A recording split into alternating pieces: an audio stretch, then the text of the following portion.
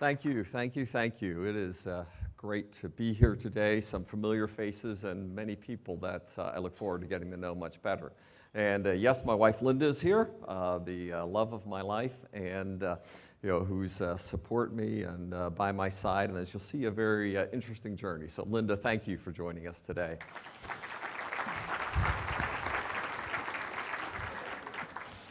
Let me start, just give you a little bit of my testimony and a little bit of my personal journey. I'm originally a Pennsylvania farm boy.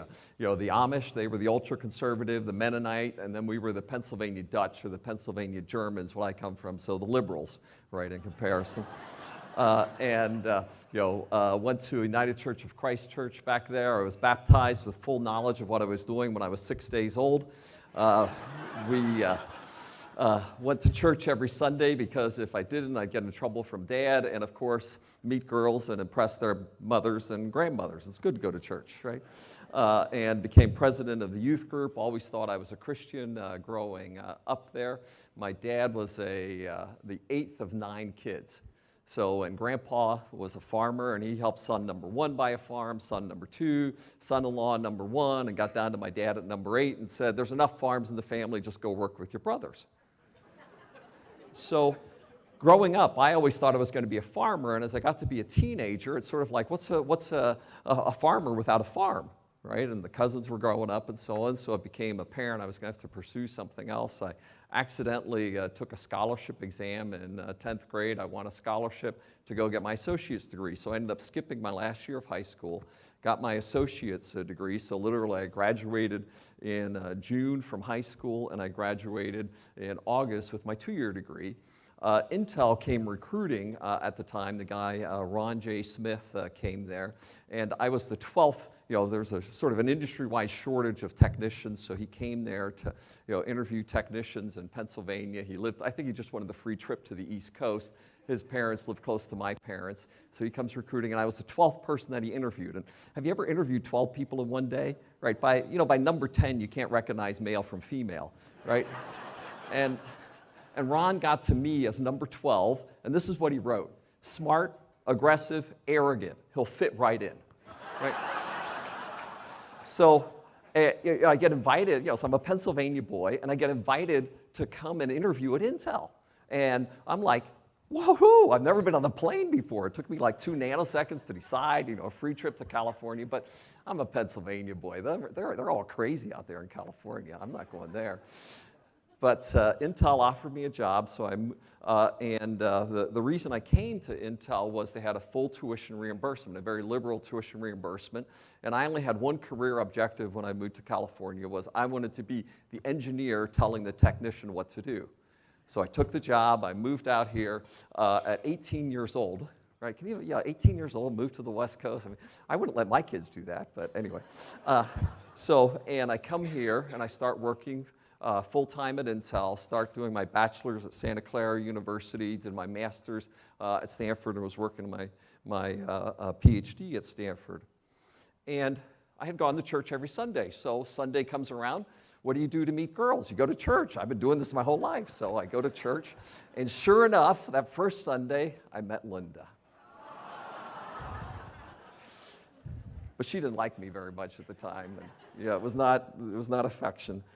But I start going to church there. Linda and the young adults group sort of adopts me and starting to participate. And she asked me this question: "Are you a Christian?" And what's my answer?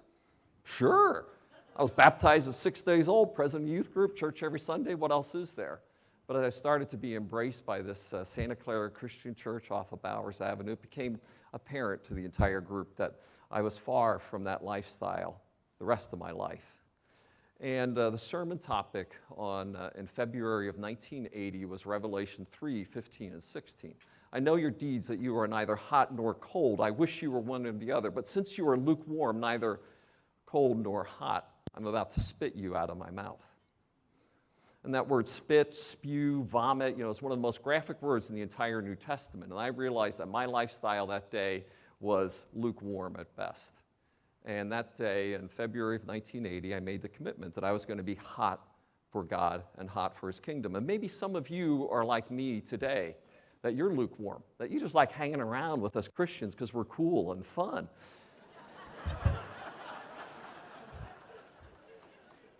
But I would challenge you today, if you're not hot for God, what are you doing here? Many of you were invited. Many of you don't know Christ that are here. Don't leave this place today without talking to your table hosts, the people who are there, and saying, I need to accept Christ and be hot for the kingdom of God. So in February of 1980, I was baptized as an adult, this time with full knowledge of what I did, and committed to become hot for the kingdom. So this is great. I'm working at Intel, right? I'm going to school. I'm loving this stuff. I mean, I am just eating up, right? You know, microprocessor architecture. I mean, I love this stuff, right? You know, I would show up for class having finished the entire textbook on the first day of class. I mean, I was really into this. You did not want me in your class. And a couple of months after becoming a Christian, I feel this incredible call from God to go into full-time ministry. And I'm like, God, what's the matter with you, right? This young Christian, right? It says, I don't want to be like Herman Hamilton or somebody like that, you know. I don't want to be a minister, right? I'm meant to be in this computer stuff. And I struggled with this for months. And finally, after struggling and just feeling this incredible burden to go into full-time ministry, I finally said, okay, God, I give up.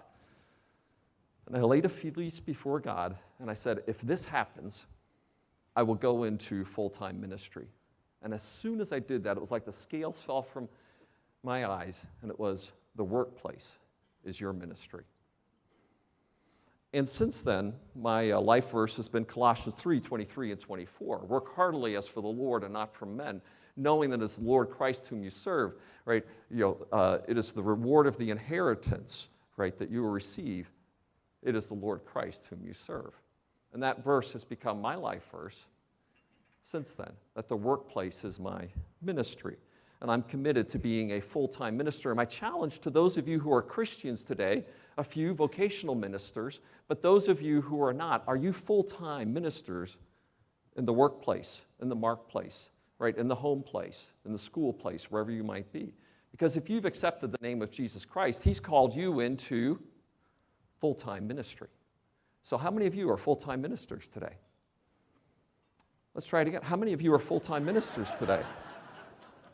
Because if you've taken on that name, and today my congregation is named VMware, and I have 16,000 congregants as part of my church named VMware. I mentioned that to one of my pastor friends. Yeah. I mentioned that to one of my pastor friends, and he says, you know, Pat, if I paid my congregants as much as you paid yours, I could probably get more to attend.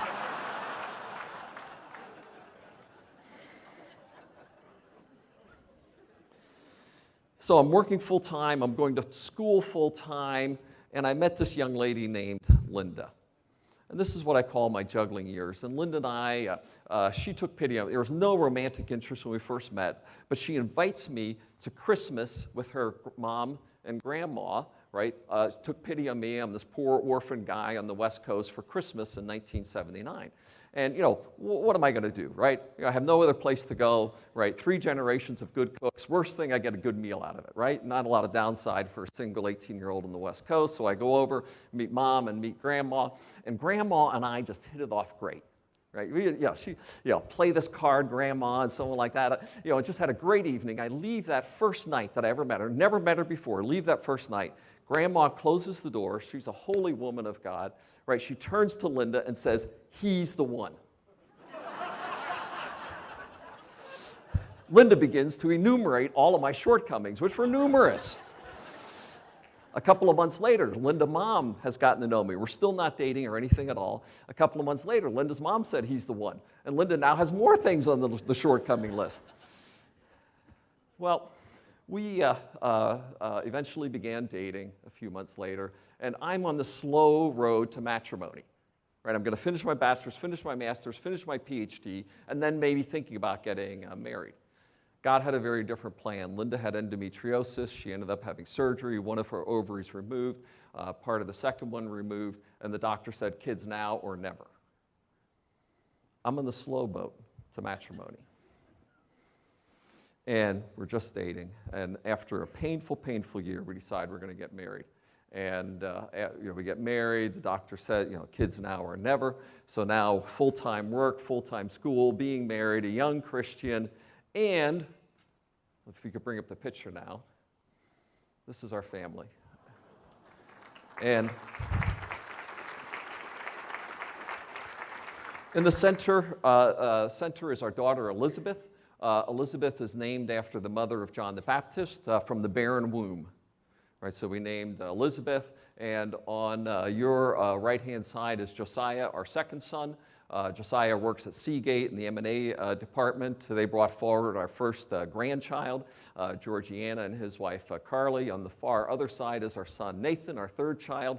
Nathan is a youth minister in Oregon, married to Rachel, and they brought forward our second grandchild, Alice. And in the center, in the back, is Micah. And Micah, when he was 7 years old, Linda had this rule: when you went to bed, if you weren't bleeding or vomiting, you stayed in bed, right, to the kids. I mean, it was pretty firm. And Micah comes down one night, and Linda's like, well, you gotta get back to bed, the normal. And Micah is, you just tell he's very emotional. He says, God's called me to be a missionary. Now what do I do? At 7 years old. And he lived his life from 7 to 16 through the lens of, if it doesn't help me be a missionary, why am I doing it? I thought it was just a good excuse not to do homework, but he was to it. At 16 years old, he starts wandering away from the family, starts wandering from Christ, becomes our prodigal son, who we had no communication with for 4 years. None at all. In July of last year, it becomes known to Linda and I that Micah has no transportation.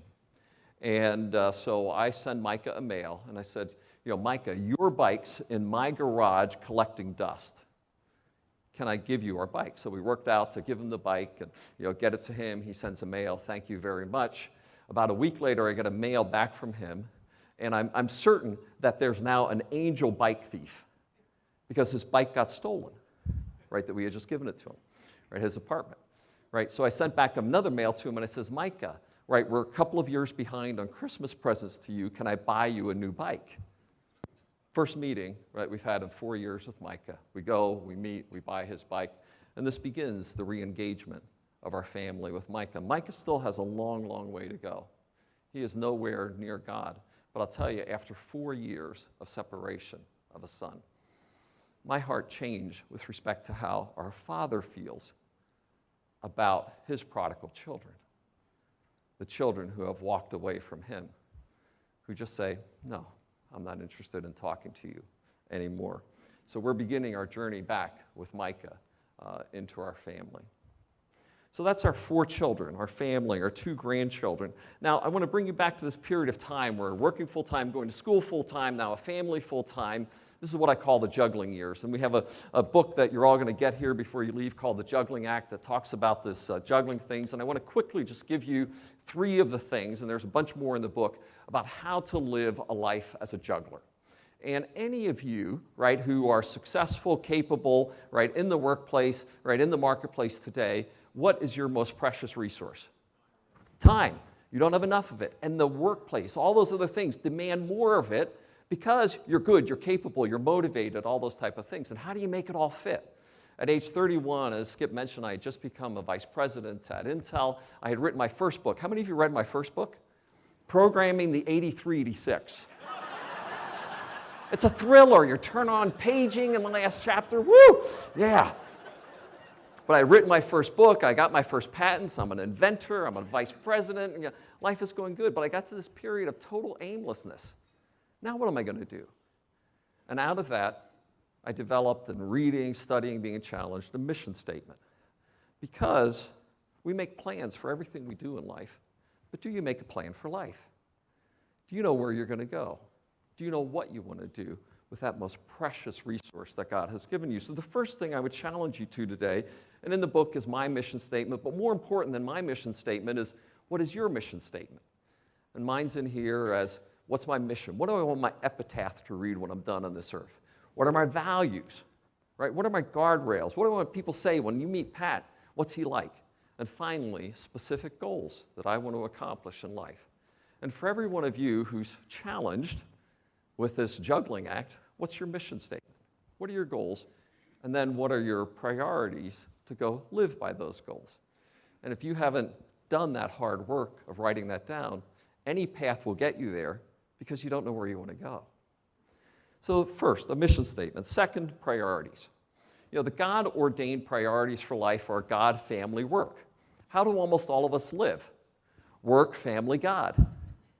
And so how do you build into your life on a daily basis your priorities? God. Put him in the throne every day, your devotion time, your participation with him, service. Family, right? Building those things that you do, those guardrails into your life. It says family is number 2. And then finally, work. And we know that work in a place like Silicon Valley was all consuming.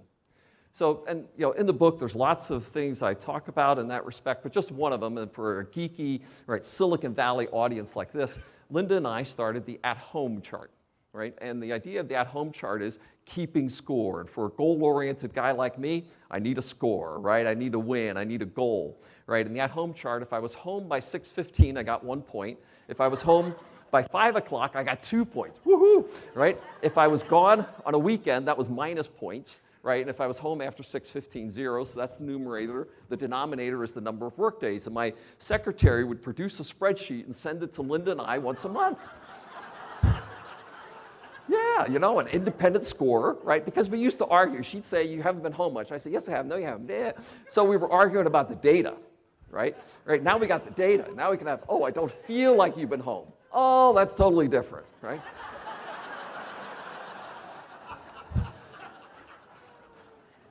So we kept score, and so now we have, almost 30 years of the average, the mean, the median, the rolling average, the skew, the kurtosis, right? And now when we say, I've been home. So I'd sit at the end of our street some nights at 6:10 on the cell phone, 6:11.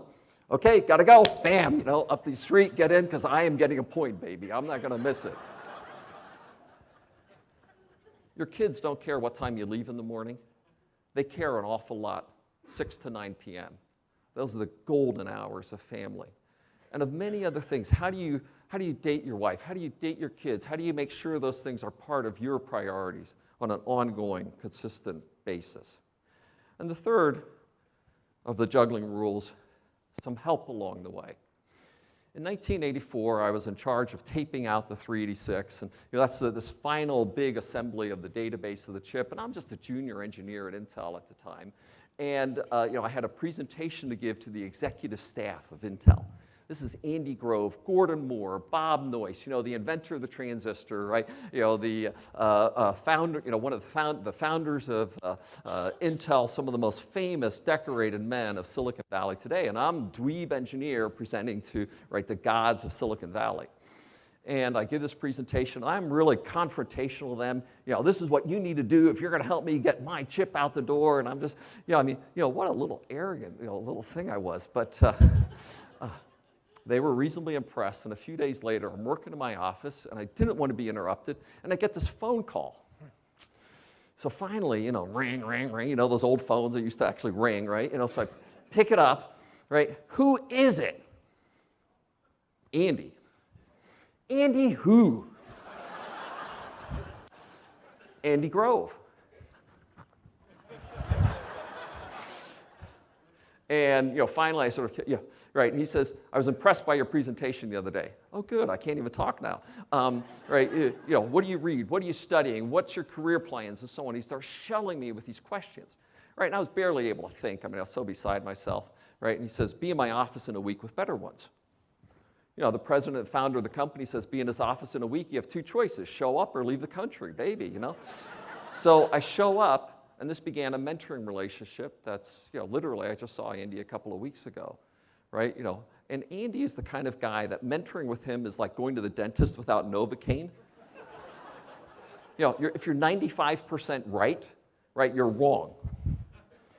Right, brutal, tough, hard, but he makes you better. And as you're going through this period of juggling and career and balance, you need people like an Andy Grove who are tough, hard, but are going to make you better. Right? You need those mentors. And I think biblically speaking, you'd say a Barnabas, right? A Paul and a Timothy, a buddy, somebody to walk the journey with. a Paul, somebody to pour into your life, and finally, a Timothy, where you're pouring into their life as well. So, a mission statement, priorities, mentors, some help along the way, some things that might help you in this challenge of the juggling act. Now, one of the things, if you go and read the book and read some of the things in the mission statement that Linda and I have listed there for ourselves and our family, one of them is about money. And the New Testament speaks more on wealth than any other topic in the New Testament other than salvation. So money is real important to God. You live in the wealthiest place on earth. You know that?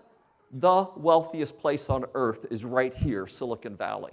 Do you know that you also live amongst a bunch of stingy misers? That the Bay Area, as measured, 366 metro areas in the U.S., the average giving of Silicon Valley is 3.6%. Average of California is 4.4%, and the nation is 5%. So we are surrounded by wealthy misers. I think some of you are in that bucket too.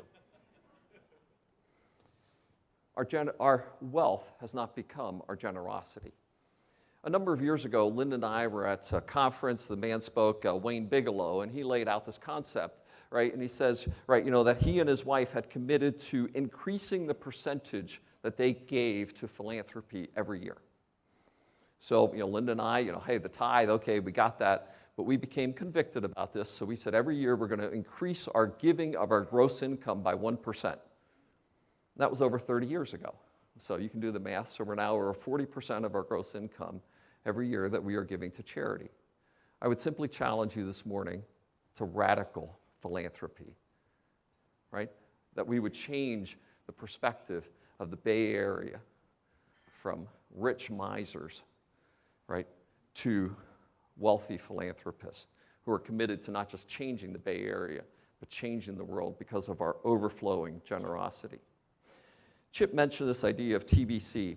I'd been at Intel for 30 years. We did 10 years in the Bay Area where Linda and I met. Linda said, she wanted to get out of the Bay Area. I wanted to get out of the Bay Area. I mean, you guys are all cool a little bit, but we wanted to get out of here, right? So, we moved to Oregon to raise our family. We lived up there for 20 years with Intel to raise our family. Joe Tucci, the chairman of EMC, came to me in April of 2009 about joining EMC. So I go to Linda and I says, Linda, how about we think about this? Her immediate answer was no.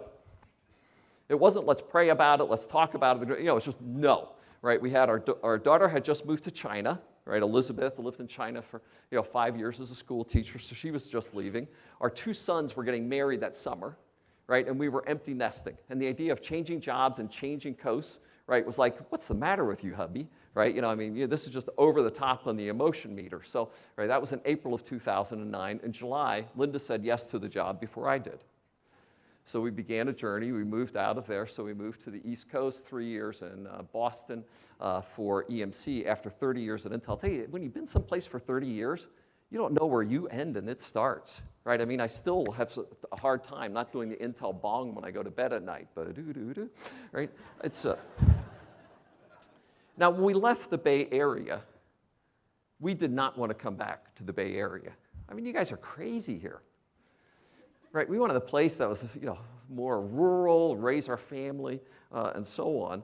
And when the idea of the VMware job came back, it was sort of like, oh man, being CEO for VMware, cool job, but Linda wasn't sure about moving back to the Bay Area, and what are you up to, God? And then 2 things happened, right? We accept the job, and one of them was our son and daughter-in-law had moved back here, and you already met Georgiana, so they're in Gilroy, so if you want a happy wife, have a grandbaby nearby. Good plan, it just works. So we moved back here, right, Georgiana. Linda has a grandbaby here. She has a grandbaby in Oregon where we still keep a home, so this is good.